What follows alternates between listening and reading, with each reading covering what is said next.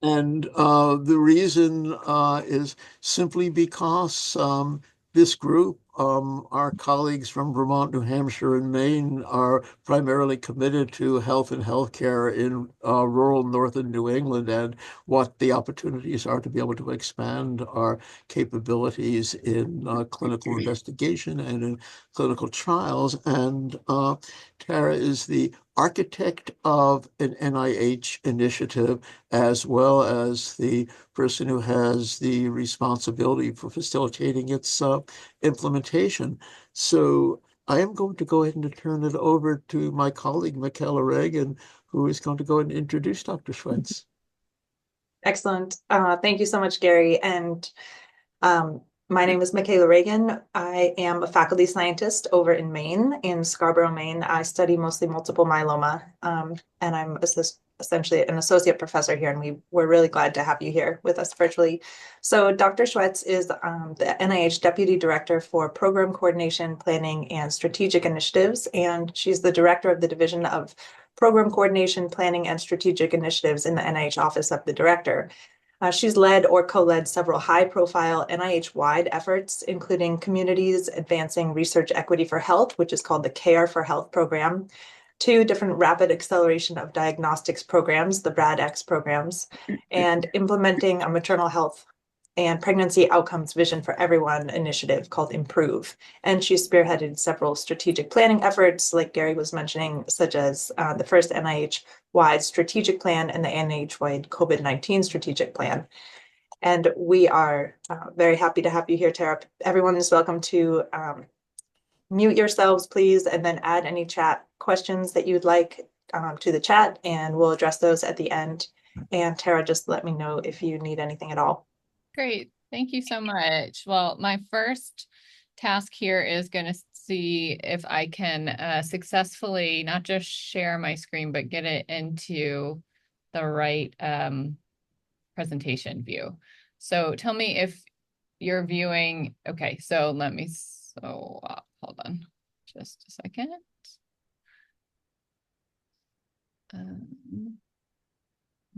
Nope. At the very top left, there's a little arrow swap display. Yeah, that's what I Yeah, had. try that. Perfect. That works. Great. Thank you. Okay, perfect. All right.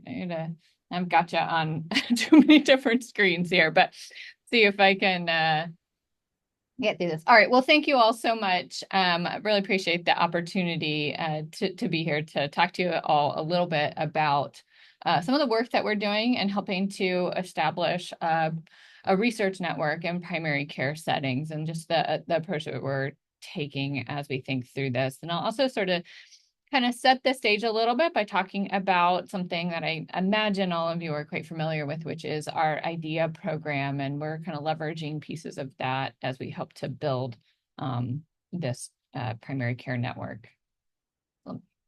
And also, I just want to take a sec before I start to just thank Gary and Cliff and Michaela for inviting me and for the introduction and opportunity again to connect with all of you.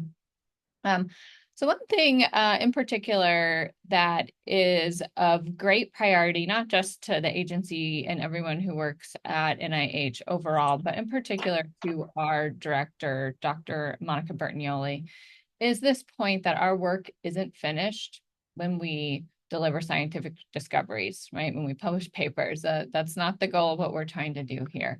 Our work is finished when all people are living long and healthy lives. And we try to approach our work with this in mind and with this sort of sense of urgency, as well as we think about the various activities that we're launching, because we know that people are counting on us. And we also know that our research is not confined to the lab. It stretches beyond those boundaries, and it encompasses the clinic and the community and various other areas across the country and around the world. And sometimes discoveries seem like they're coming through at lightning speed.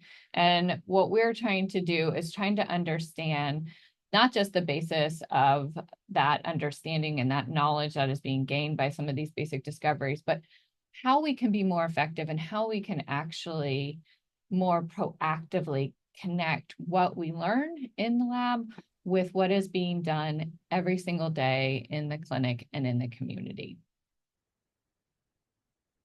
And we know that progress is accelerated when advanced scientific methods are able to be applied to data that includes everyone, that we're really encompassing all populations across, in particular, the United States. And when new discoveries then are rapidly adopted into clinical care, as I mentioned. And a big part of this is helping to ensure that we are engaging communities in the work that we do and helping to build trust. And you'll hear it in a few minutes later on when I say that we are really thinking about ways that we can build sustainability into this. And I mentioned the IDEA program. I was going to touch on that. I know that you all know a thing or two about this, but you live and breathe this every single day. But I wanted to also just take a few minutes to emphasize this program and how important it is just in general, and then the connection to the Care for Health program. So as I think you all know, the IDEA program was authorized back 30 or so years ago. And it was really aimed at strengthening research in states with historically low levels of NIH funding. Does this through a variety of different ways, helping to build capacity, helping to build up the workforce, helping to build that infrastructure, and supporting research grants across all the states that are highlighted in blue, which you can see in a lot of the states that are colored in the Northeast where you all sit. All right, and the importance of this program has been highlighted in many different fora, but in particular at the last congressional budget hearing when our director, Dr. Bertanioli, was defending the president's 2025 NIH budget request. And she said that the IDEA program is truly among her highest priorities.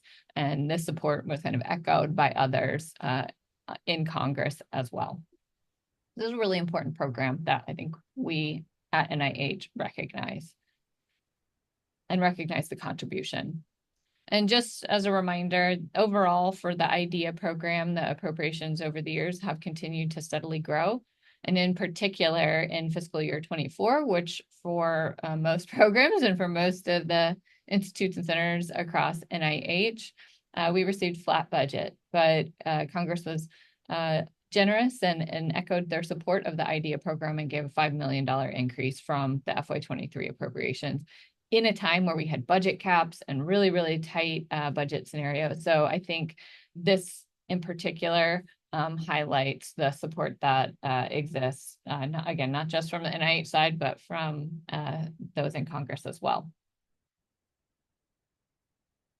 And when we think about the legacy of the IDEA program, talk about the number of people that it's trained and the number of doctorates being conferred has doubled. And since its inception, and the R01 award gap has narrowed, I think pretty significantly. And you can see the number of R15 awardees has also increased as well since it was implemented back in 2010. And the IDEA programs, obviously it's not a uniform kind of single program. It's broken up into a variety of different kind of topic areas with the COBRE, the EMBRE, the IRED, and IDEA co-funding, which most, if not all of the ICs contribute to. But also I want to pay particular attention to the 13 clinical and translational research programs that we have, because this is really where I think when we're talking about Care for Health, that is the main connection point that we're leveraging. All right. And then as we think about other opportunities, other areas in which the IDEA program has partnered and that where we have been able to sort of, I guess, in some ways, get some insight into and be inspired on how we could leverage the IDEA CTRs in particular for Care for Health. ECHO is one great opportunity. It's a program. I had the great privilege of helping to establish the ECHO program. And this is really looking at the intersection of child health and environmental sciences and looking at the factors that environmental factors that impact early childhood development. And this program has been ongoing for since about 2016, and you can see all the stats on this. It's got participants from across all 50 states, the District of Columbia, and Puerto Rico. And as part of the ECHO program, we have the ECHO ISPCTN, just rolls off the tongue, but it is our ECHO Idea States Pediatric Clinical Trials Network. And this helps to address disparities in pediatric research and providing kind of and connecting access to state-of-the-art trials from kids from rural and underserved populations, and really building up that research capacity in states and helping to support professional development. So this program in particular, this part of ECHO really leverages the CTRs that are part of the IDEA network, hence its name.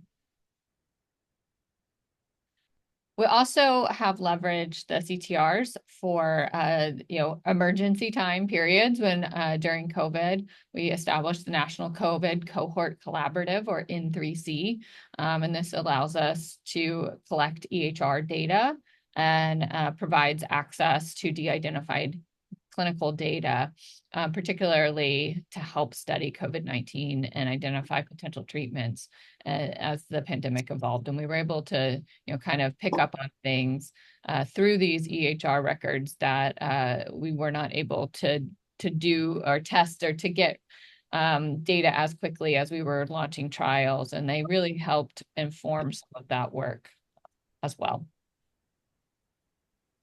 And you can see that it's those data in N3C are really rich in diversity and virality. And we have more than 2.3 million unique patients that are being pulled into N3C. And then another program during COVID that connected with the IDEA program and the CTRs is the Rapid Acceleration of Diagnostics program, focused on underserved populations, which we call RADx Up. You can see all of the various different data points that we have here, including having over 400,000 enrolled participants and running a number of projects and tests. And really, we were trying to work with communities all across the country to be able to expand and understand access and uptake of COVID-19 testing. And then later on, once a vaccine was available, we added a vaccination with a particular focus on helping to reduce disparities in underserved and vulnerable populations. And one of those populations, of course, was rural populations. Now, as I mentioned, I keep talking about the Care for Health program. So we're to the point where I'm going to really focus on what it is and what we're trying to do with this program. And again, you can see here that one of the main things that we are thinking about as we have set up this program is helping to expand research opportunities to where people actually seek care, so that we can align research and care a little bit better. Of course, one of the drivers of this is that I think we can all appreciate the health of the U.S. population is declining, and the decline happens to be steepest among those that are underserved and underrepresented. And when we look at data around where we sit in the world and how much we spend on healthcare, our dollar amount keeps going up, and our health keeps going down. So we got to do something to try to address this. And as we are thinking about this, one of the approaches that we have taken is to really embrace this idea of connecting research to primary care, and really recognizing that those that are traditionally underrepresented in research are often medically underserved, and also happen to be disproportionately impacted by illness and disease.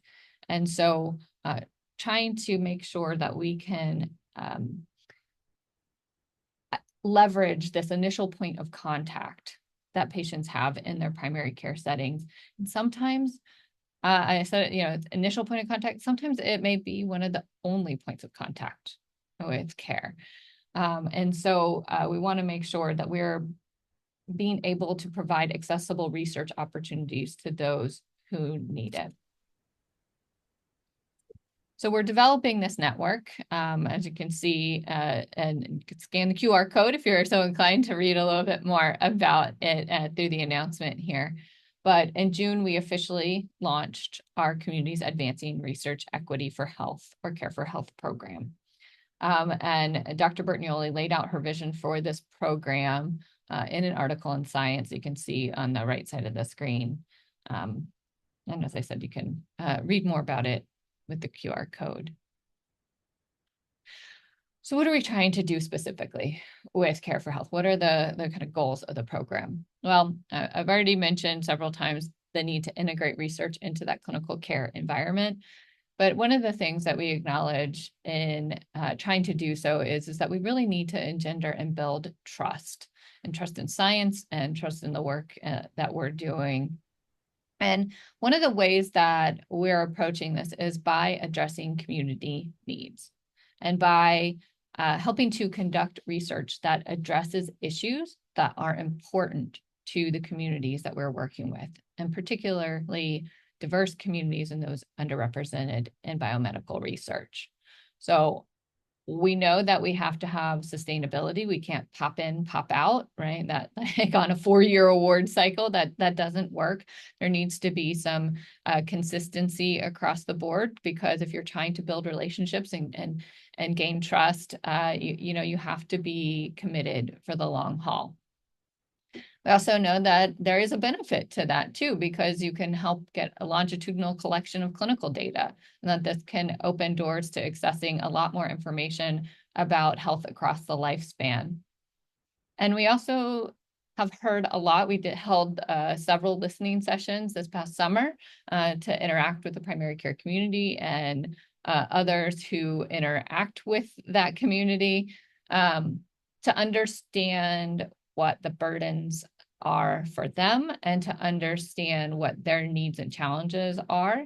And one of the things that we heard over and over again was that this is an overtaxed community as it is, the providers in particular, and that we need to try to think of ways in which we can reduce the burden on providers, and if at the very least, not add to their burden. And so I think one of the approaches that we're building into this network is to try to be mindful of how we can incorporate research elements into the standard normal workflows, as well as utilize new and novel and innovative methods of collecting data, collecting various other information types.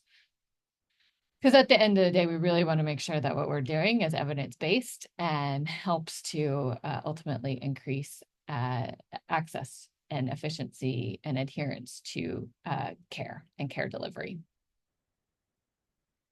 Okay, so a little more detail into how we're going to do that and how we can help bridge some of the gaps that we heard about, and importantly, build connections.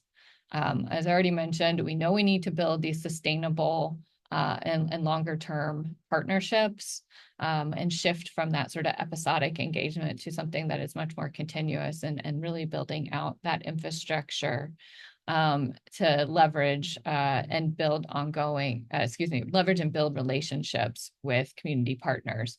We also, and I meant to address this on the last slide, but also as we think about building those relationships, we're constantly thinking about like the challenges that the communities are facing and how they can provide that input to us. And so one of the things, and I'll mention this later too, that we're trying to get to as part of this program is to basically build a suite of options that is, offered by both researchers and by the community, and it allows an opportunity for additional community impact, so that basically the communities and the providers and the people participating in this research have an opportunity not just to suggest ideas, but also to say, like, that's the thing that is most important to my community right now, and that's the study that we want to run. And so that will help us as we're hoping that will help us as we try to demonstrate trustworthiness and again, build up those partnerships. And, as I said, we want to understand the needs of the communities because we recognize that there isn't a one size fits all approach, and that this has to be tailored to the individual community's needs and interests and what is most impacting them. Right. And as we think about how we can account for provider needs in research integration, I already mentioned this on a really high level, but we want to make sure that we're aligning practice needs and research structures so that we're establishing relationships with the entire clinical team, as well as other stakeholders, enhancing information access for patients, but also for the providers as well, so that they understand what trials are available to them. And again, so that they can provide information to inform those trials. And not just trials too, because I want to be clear that Care for Health is not just focused on running clinical trials, although we do believe that that will be a major part of it, but all clinical research, whether that be observational studies or other, or trials or other studies. Also wanting to consider the workload of care providers, as I said, making sure that we're thinking about the workflows that they already have and trying to be cognizant of the need to reduce burden, leveraging, technology as we can, but also just, simplicity and really working with them to try to identify ways in which we can incorporate research in a low burdensome way. And then balancing financial implications of research involvement. So again, part of the sustainability is financial sustainability. And so trying to make sure that we're ensuring that funding is not just available, but also is adaptable and meets the needs of the program and the people who are participating in the program. And I think if we could say one, sort of kind of mantra, I guess, for this program, it is to try to be adaptable and flexible, because we recognize that those are going to be two things that are going to be needed as this comes together and grows over time, because this program is being started as a pilot. And I'll talk about that in a minute. But we also want to value patient and community contributions, as I've sort of indicated several different ways, and you can see here through some of the different mechanisms in which we're thinking about patient and community contributions. All right, so what's this program going to look like? How is it going to be structured? Who can participate in it? Well, the program, and in particular, we're going to focus on the network research hubs, because that's really where we have started to build the program. We put out a research opportunity announcement earlier this year, inviting applications for people for organizations to serve as this network research hub. And this is really gonna set the stage for a 2-year pilot that we're conducting, part of launching this program. And it's focused on rural primary care settings. So we had the eligibility come forward that that applications had to be located in states with at least 25% of census tracts defined as rural. And part of their funding, or they had to have a connection with various different programs, including the IDS-ETRs. That's why one of the reasons I highlighted them early on in this presentation. But also the CTSAs, the Clinical and Translational Science Awards, and the Patient-Centered Outcomes Research Institutes, or PCORIs, PCORnet. And we have moved forward with some initial awards. I say initial awards because we're not done.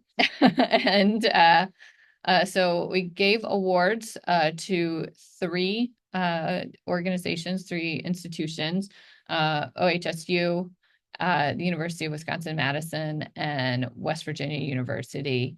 And you can see their sort of catchment areas here on the screen and where they're based.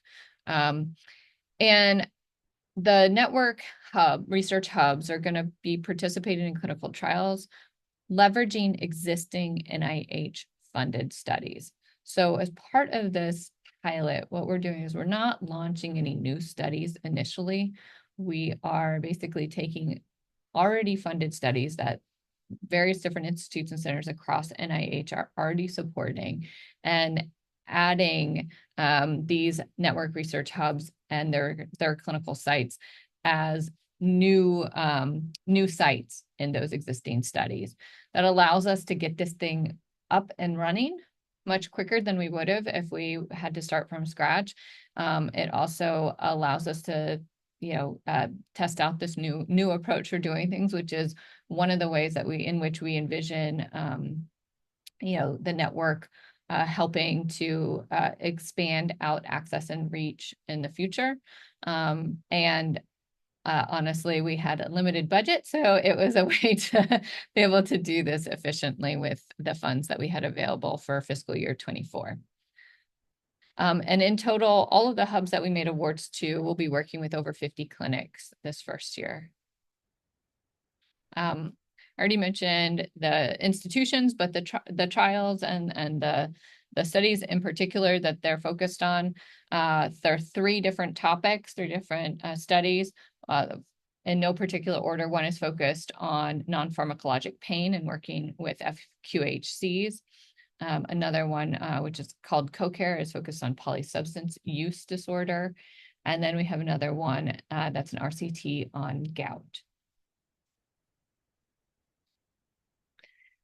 So as we look forward to what our plans are for Care for Health moving forward, we do anticipate launching new studies in the near future.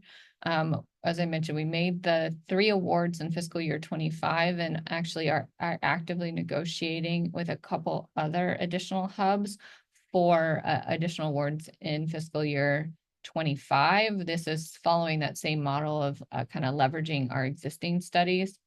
As we move further into fiscal year 25, we hope to develop clinical science, the Clinical Science Center and Operations Center, and begin to think about and put out opportunities to design innovative new studies where the communities, as I said, are really engaged in the process and are able to kind of offer suggestions. And we're thinking about this in what we're describing as critical clinical questions that can be raised into the network for consideration of development into more detailed clinical protocols. And then again, in fiscal year 26 and beyond, expand out that infrastructure that's going to support this so that we can actively launch these new studies that we hope to be able to put forward in fiscal year 26. Now, if we look at our anticipated budget for fiscal year 25, we've got about $25 million roughly set aside for this. And as we think about the subsequent years moving forward for 26 and beyond, we have allocated about $50 to $100 million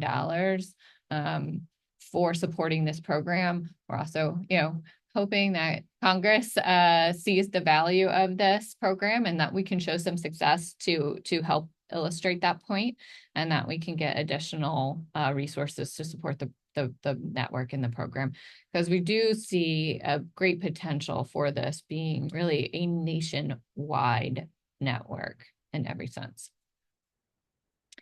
And as we're thinking about ways in which we can expand it, right? We're starting with rural communities, but we really want to broaden out its focus as we move forward and as we think about the new studies that are going to be launched as part of the network. So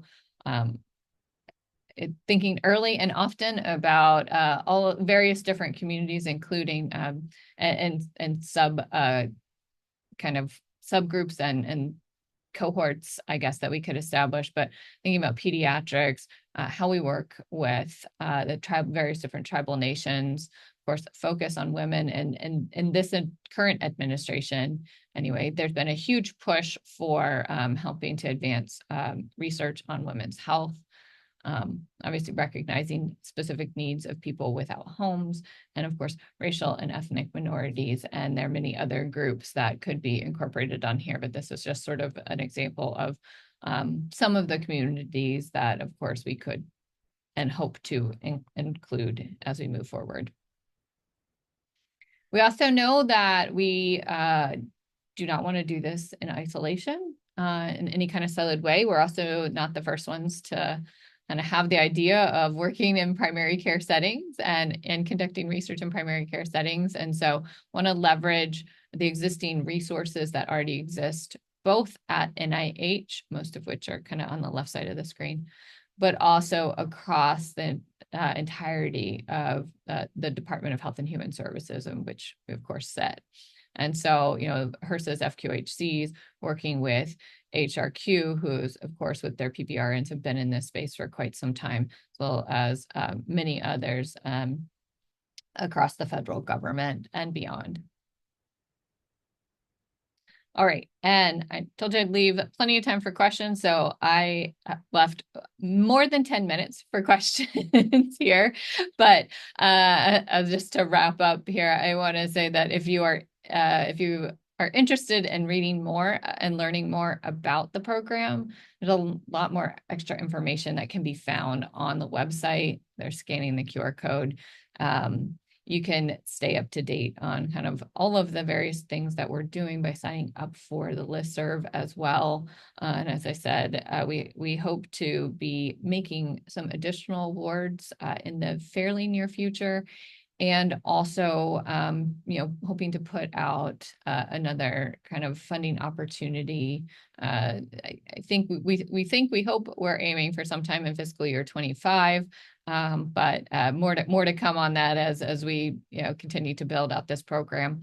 And the only other thing I'll say, and we didn't incorporate this on the slide, but December 4th and 5th, we are hosting a meeting where we're bringing together the network PIs as well as many others. And so that is going to be a good chunk of that is going to be open for public participation and viewing.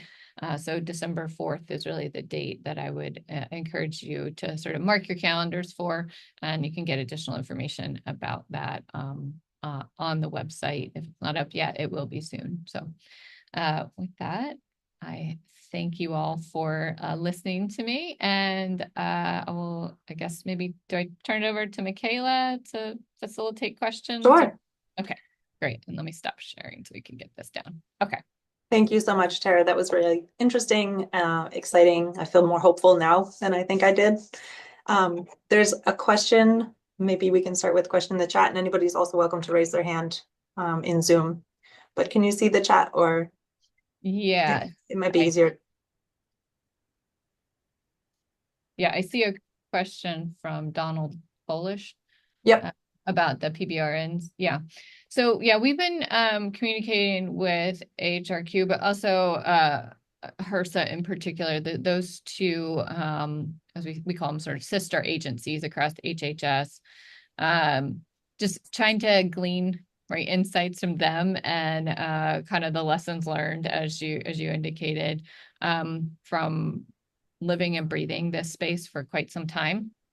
I think one of the main takeaways that we heard from them, as well as from many others, is the need for strong community engagement that is really bi-directional, that is not superficial, and that's sustainable. And so not just the sustainability of that community engagement, but of the entire program as well, and being able to show a commitment for some longevity with the program. And then, you know, you heard me talk about some of the other considerations around burden. I think one of the things that we heard a lot is they don't come in and expect to just be able to dump all these like research requirements onto people who are already really busy, because that's just not going to work. And those, I think, are the main takeaways that we've heard. Are there any other questions? Maybe I'll just ask. So here in Maine, I think you are totally right on that we need a lot more primary care. My husband works in the ED, and he sees tons of people who come to the ED when they really could have gotten that help a lot cheaper, a lot sooner, better, without having to wait 8 hours in the emergency room. So anything we can do to support the primary care physicians, I think will be great. And I think, I don't know what you think about it, but it seems like the pay for primary care physicians is so much lower from specialties that it's harder to get people to go into that. So I wonder if the research tie into primary care could help some of the providers decide to stay in primary care. That was one of the things that we heard, and it was not something that we were thinking about, honestly, as a primary driver for this program. But during the listening sessions, that came up a couple of times, in that, helping to build this research infrastructure in primary care settings could actually be a nice way to attract physicians to go into primary care research, or even if they don't end up staying in it for forever. But that it's a nice way to allow some of those primary care sites to use that as a recruitment tool. And so, yeah, I mean, we love that as a sort of secondary or tertiary outcome of this program. If we can do that, that'd be great. Yeah. Constance, go ahead. You can unmute. Here we go. Thank you so much for a great overview and some guidance and direction into the future. Can you hear me okay? Yep. Okay, I have to lean in a little bit sometimes. I'm building off of Donald Kolish's question a little bit here, wondering, as a liaison between, one of several liaisons who's here between, in this case, I'm the liaison between the University of Vermont and the Practice and Community-Based Research Network called the Co-op. And in the interest of looking at the region's ability to help tie those clinicians to research and help support them through research as well. And knowing that there's future opportunities coming, what are the things that the PCBRN and the CTR can do to best present themselves for those future opportunities? Yeah, no, that's a great question. I think, one of the things that's going to be important as we move forward is really showcasing strong ties and kind of approaches to working with the community, because that's just, as you've heard many times, and I saw lots of nodding heads, that is such a critical component of all of this. And I think, making sure that those pathways are clearly demonstrated will be a very important feature of the program. So there's just a few follow-up. Maybe you can read some of those after, Tara, but why don't we go to Gary's? He's got his hand up. Take a second for Gary to unmute. So community engagement is really the centerpiece, of the CTR and the relationship with the PCBRN. And it's always a work in progress, but I think there are some really clear, examples of what types of bidirectional relationships have gone ahead and, resulted in. The question that I have is, what are some of the expectations for relationships with industry that you were referring to, with the pharmaceutical industry? Can you give us some examples of what, might be considered, to be workable? Yeah, that's a great question. So we are thinking about those partnerships down the road. As I mentioned, we're looking at this as a 2-year pilot for the Care for Health Network. We're, initially starting with these existing studies and then building out to new studies. I think as we get our infrastructure established a little bit further, and as we start to venture more into the launching of new studies, is where we're going to be really focusing on those industry engagements. And we have been, and probably definitely will continue having conversations with our foundation for the NIH who is our main kind of conduit for helping to facilitate a lot of public-private partnerships. They have been engaged in this process of helping us develop, well, not so much to develop the network and the program, although they helped us really engage with the community to get feedback. So those listening sessions that I mentioned earlier, that was a partnership between NIH and the Foundation for NIH. And I feel like that is a key and unique space that they're going to be able to bring their expertise to this and be able to bring in those industry partners as we think about launching clinical trials going forward. But we're not quite there yet. That's we're still in sort of year 1-ish, and that's we're viewing as maybe a year 3 or 4 kind of type activity. So we're planning for it, but we're not quite there yet. Donald, do you want to ask the second part of your question? You're welcome to unmute if you want to talk. Yep.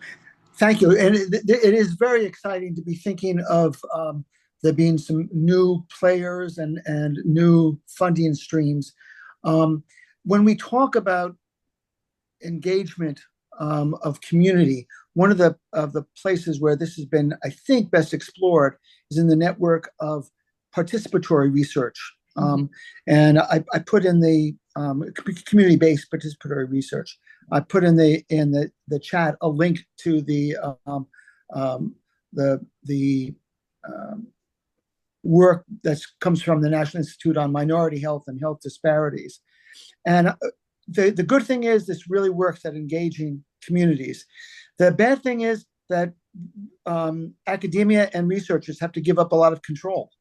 So that the communities can actually guide the research and do the research that matters to them, right, rather than us just going out and basically thinking of communities as places where we can get more minority people or more underserved people into our studies. And what I've learned from community-based participatory research is that it actually costs a lot of money.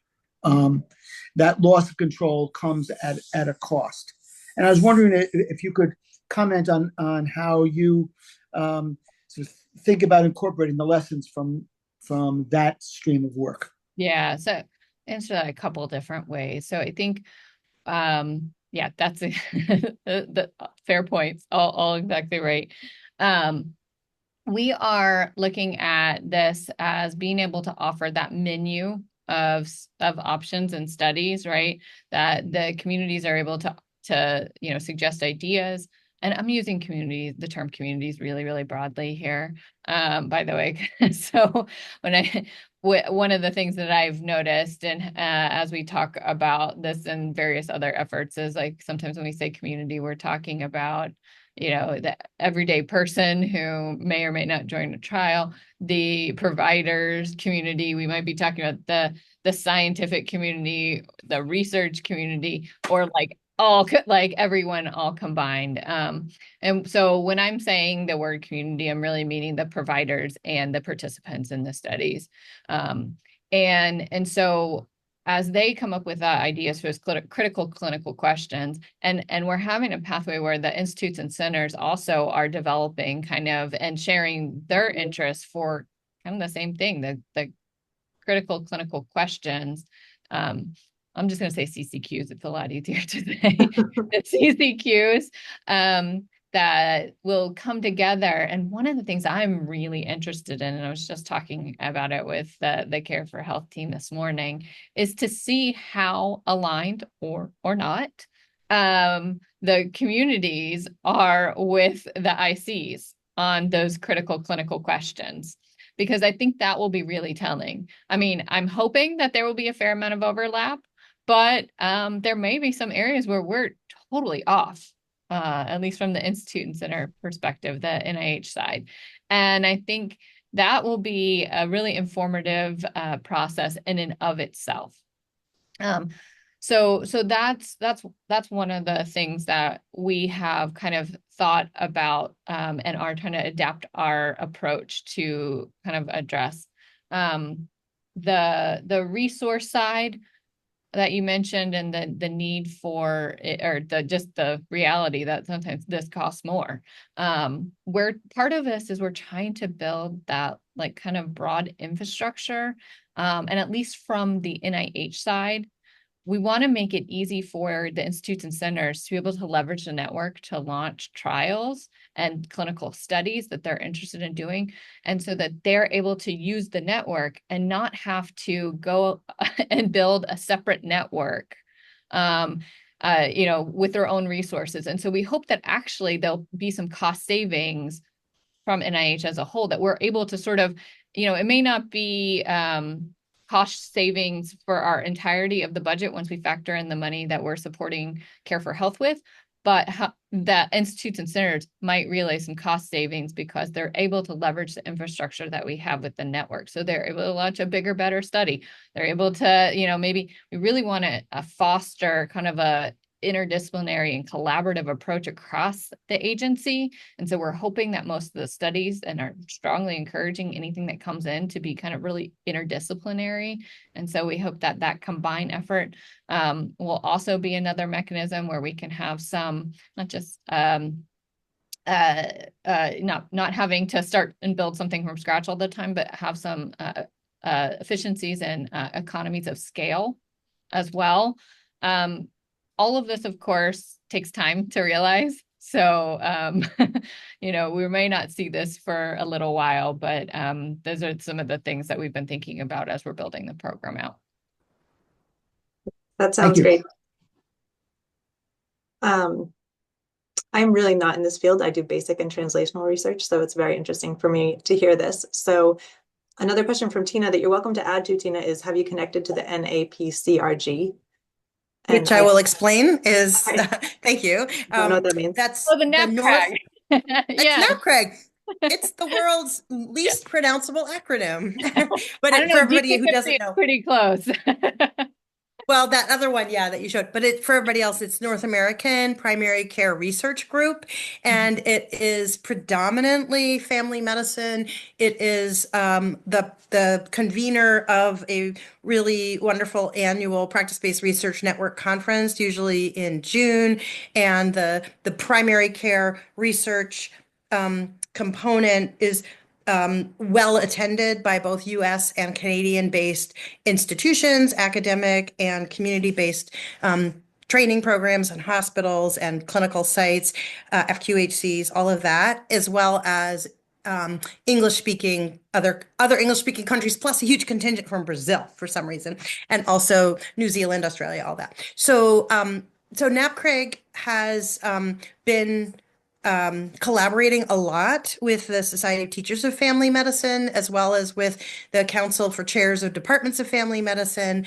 And the comment that was made earlier, just sort of encouraging PCPs to get involved in research. I'm curious if you could expand a little bit about the ways that primary care research happens that is different than the way bench research happens, or even clinical trials for drugs of various sorts, just from the base, kind of like what Don College was talking about, like the community engagement of the actual communities gives an opportunity for really implementation and dissemination to get bypassed a little bit with like what's going on the ground. But I'm just really wondering how well that information has become part of the landscape that you and everybody else at the NIH working with this is aware of, and just a little caveat or a little like asterisk, like I believe, and my job is to be the research director for our training program, I believe that if people are involved in research,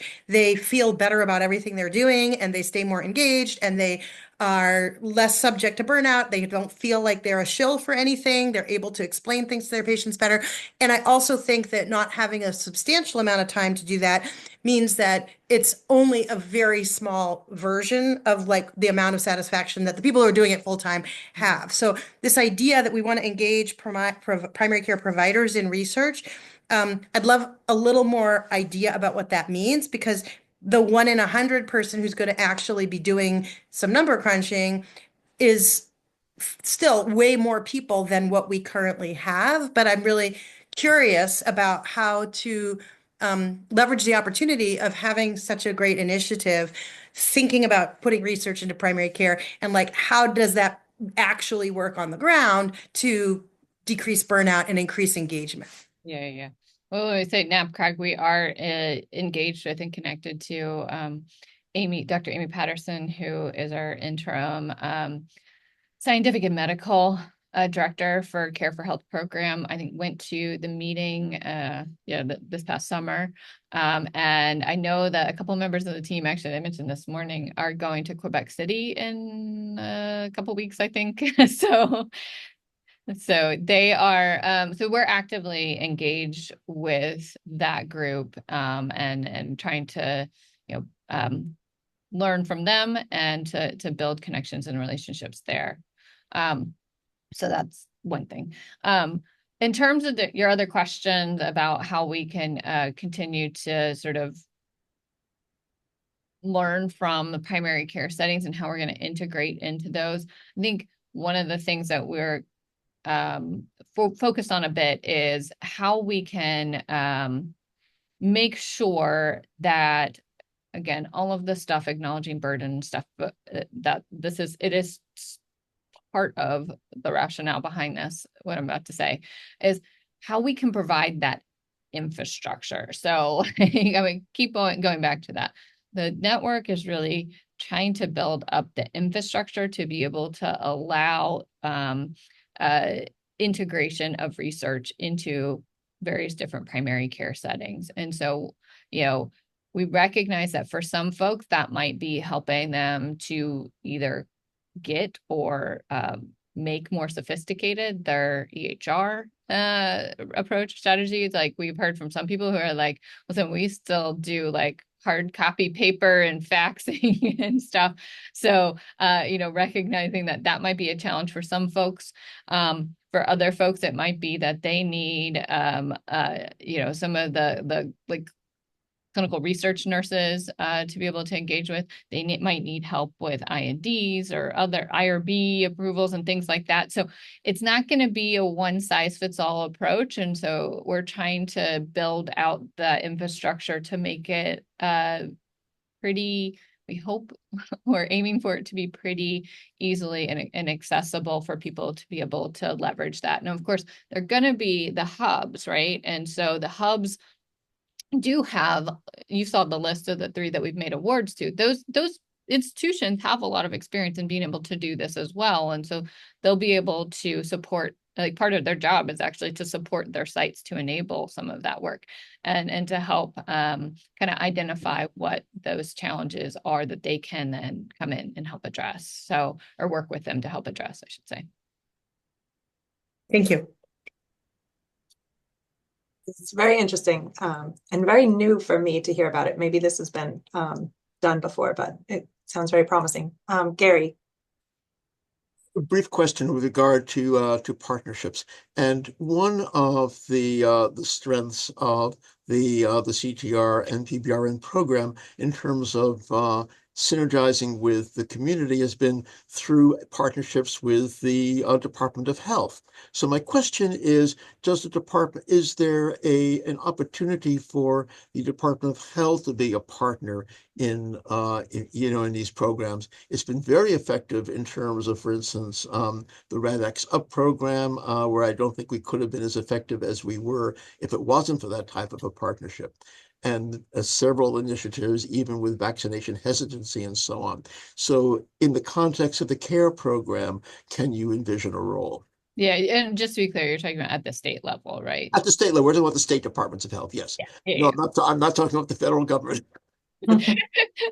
Yeah, well, we're HHS too. That's a little symbol here. Yeah, no, of course, yeah, and that is an area that I think we need further exploration on. But some of our partners across HHS do work quite closely with them, and so we've had some really great conversations about things that we should be thinking about. But I don't know that is as mature of a discussion right now as maybe it should be, but to be able to really clearly articulate where we see that role just yet. But it is something that we have thought of and that we'll continue to work through. If I could, because I'm noticing that we have 4 minutes left, and I'd love to take the opportunity, if you'd let me, to Go be for able it. to ask a question of all of you all. We've talked a lot about I've mentioned a couple of times, I think there's been a question or two on this, like lessons learned. I'd love to hear like you guys' advice or lessons learned or recommendations for us, or things that we should be considering. So any suggestions or any advice you can offer to us or challenges that we should be aware of. Maybe there's something that you guys think of that we haven't heard just yet.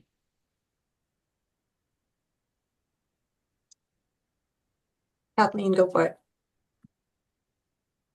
Sorry, I was trying to find the hand raise. Thank you so much for coming, Tara, and for the presentation. It was super. I co-lead our community engagement and outreach core with Jan Carney from UVM. And so I've been learning a lot about this. And I was a primary care physician, but I stopped about 8 years ago because it's too hard. So that's one observation. These folks are just super stressed. I think that I know it's, you've already prepared all this, and the piece about the clinical trials is already embedded in there. But I think I would try hard to understand that that's not going to be very interesting to most primary care physicians. I think, there are certain specialties where it makes so much sense, oncology always comes to mind, and GI, where people kind of running out of treatment options. And in primary care, the biggest challenge is getting people to do what we want, what we know is already evidence-based, with implementation of things like cancer screening, getting people to take, appropriately complex medication regimens for hypertension and hyperlipidemia and those kinds of things. So I would really try to keep it with those most important activities that we do in primary care. So all those preventive activities, treating anxiety and depression, et cetera.